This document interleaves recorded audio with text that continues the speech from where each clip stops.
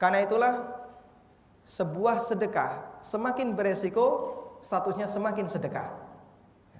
Makanya jamaah yang dimuliakan Allah Subhanahu wa taala, agar ngutangi orang lain nilai sedekahnya lebih besar, Bapak Ibu bisa cari orang yang ketika diutangi dia nggak mau bayar.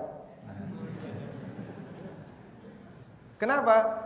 Karena resikonya semakin besar.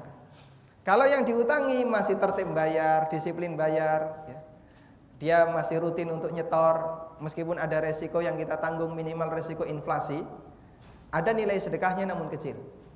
Tapi kalau ketika Anda ngutangi orang lain, begitu diutangi lari, kemudian nggak ada kabar, insya Allah nilai pahalanya lebih besar.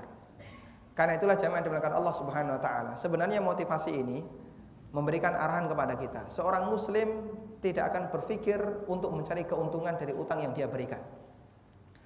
Makanya kalau sampai ada orang yang punya prinsip, saya ngutangi orang lain, maka sebagai gantinya karena mengalami inflasi, saya harus mengambil kelebihan, mengambil keuntungan. Ini prinsip teori kapitalis. Dalam Islam sebaliknya, ketika Anda ngutangi orang lain, pahami yang Anda lakukan adalah beramal, digantikan oleh Allah Subhanahu wa taala dengan pahala sedekah. Sehingga dia nggak sampai mikir berapa nilai keuntungan yang seharusnya saya dapatkan kalau saya tidak ngutangi orang lain. Dia tidak akan berpikir untuk mendapatkan bunga, untuk mendapatkan keuntungan.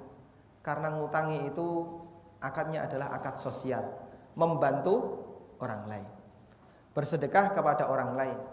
Makanya Rasulullah SAW ngasih pahala yang besar disamakan dengan pahala sedekah. Meskipun bisa jadi uang itu balik utuh, nggak ada yang kurang. Namun karena ada perasaan gak nyaman, kadang khawatir, jangan-jangan duit saya dibawa pergi. Kadang kita misalnya pas butuh, ternyata duit kita di tempat orang lain, gak bisa kita ambil. Kadang kita sedih, kadang resah dan seterusnya, digantikan oleh Allah Subhanahu wa taala dengan pahala.